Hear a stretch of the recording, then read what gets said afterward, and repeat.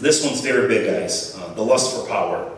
I know that's a big word, lust and power, because they come together.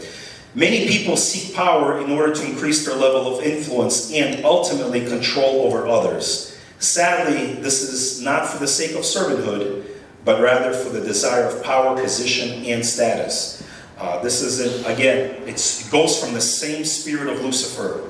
He wanted power. I'm going to be like the Most High God. And if our hearts are not where they need to be, we're going to fall into that same trap that I'm looking for power and position. It's like, wait a minute. No, you're here to serve. That's been like a theme throughout all of these lessons, the heart of servanthood, where we even covered the whole lesson. And let me read for you guys Matthew chapter 20. But Jesus called them to himself, the words of Jesus. You know that the ruler of the Gentiles lord it over them, and those who are great exercise authority over them. But then Jesus said this to his disciples, yet it shall not be among you, but whoever desires to become great, like powerful or influential, let him be your servant.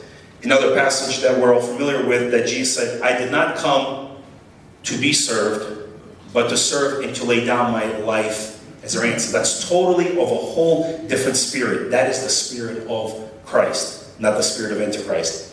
So how does this lust for power, guys, if we're not careful, how is it going to work in our life or in anyone's life? First point, the lust for power has destroyed major corporations, collapsed countries, and divided numerous churches, what we talked about.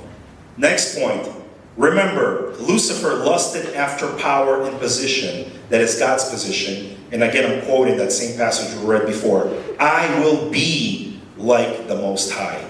And that's what got him into trouble. No, there's only one that could be there, and that's him. Next point, God will never give his glory to anyone. And those who seek it will come to terrible end, just like Lucifer did. And I'm going to read to you guys a passage that you guys don't have there to support that.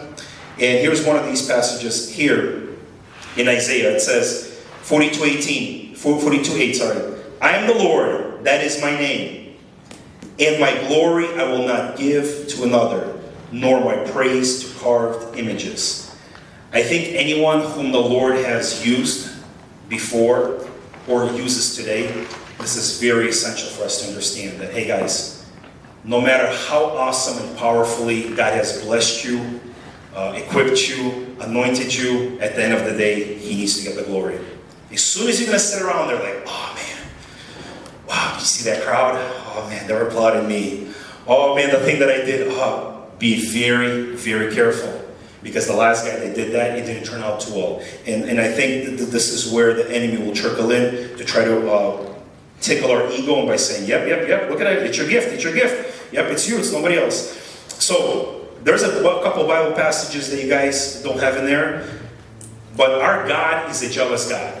We sometimes think, well, God doesn't have feelings, doesn't have any emotions, good days or bad days. Sure, but when we're reading the context, God does have certain feelings that is expressed through the Bible. And one of them is God is a jealous God. Now we think, well, Steve, you just talked about we cannot be jealous. Yeah, that's our human jealousy, not God's jealousy. And I want to read a couple of these Bible passages why God is a jealous God, and when Lucifer began to express from himself that I'm going to be like God, I'm going to achieve everything. God's like, whoa, hold on. You can't be doing that. One of them is written in Exodus. You guys don't have it, I'm going to read it for you. Exodus 25. You shall not bow down to them. God is talking about carved images, nor serve them. For I, the Lord your God, am a jealous God. And again in Exodus, another passage, he's talking to the Israelites. For you shall worship no other God, for the Lord whose name is jealous is a jealous God. Interesting. I've known of stories, not personal, I've read about them, that out of jealousy, the husband for the wife, the boyfriend for the girlfriend, out of jealousy because their wife either cheated or their girlfriend, whatever, out of jealousy, they went out and harmed or killed that other person. Out of jealousy. So jealousy is actually rooted in a very evil things that could actually make you do the things that you'd normally not do it because you were just jealous. It's like, oh my goodness, I can't believe that. And I gave you that example before, like, oh, well, they bought that, why can't I buy that? God's jealousy is totally different. God will not give his glory to anyone else. He's not. That's where his jealousy comes in. And we need to understand that, and at the end of the day, we need to allow God to get all the glory. All right?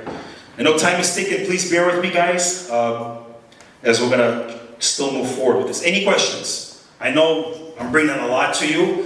This is a military boot camp. I wish I could sit you guys on the couch and give you popcorn. Not in today's lesson, okay? Because I want you guys to understand these biblical fundamental principles of not only how the enemy works, but also not to allow the enemy to, or should I say, to open the doors to the enemy to work through us, okay? Yeah, that's good. You going to give me a little bit more time? Yeah, sure. Thank you, thank you. All right, the next following page on the top. Concerning jealousy, concerning the lust for power. Friends have betrayed friends, and brothers have even killed members of their own family in the name of power and position. And the next point kind of supports that. Many kings, presidents, dictators, and rulers have killed their own people throughout history, especially when their authority or position was challenged. Because people were so position-minded, they were so in their status. Oh, you're not taking my reputation. You're not taking my status. I will sue you. I will do whatever it takes just to make sure that you don't move me from that position.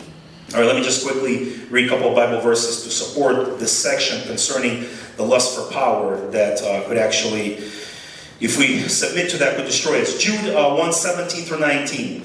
But you, beloved, remember the word which were spoken before by the apostles of our Lord Jesus Christ, how they told you that there would be mockers in the last time who would walk according to their own ungodly lusts, their own sensual persons, who cause divisions not having the Spirit. Again, there's that word. They cause divisions because they do not have the Spirit. And the capital S means it's talking about the Spirit of God. They do not have the Spirit of God because they're operating in another spirit. Matthew chapter 20 says this, and whoever desires to be first among you, again, I've already used this passage more than once in this whole curriculum. And whoever desires to be first among you, let him be your slave or servant, another passage. Just as the Son of Man did not come to be served, but to serve and to give his life as a ransom. Again, I think that's like the antidote to preserve our heart and our spirit man by not getting prideful for a certain status, position.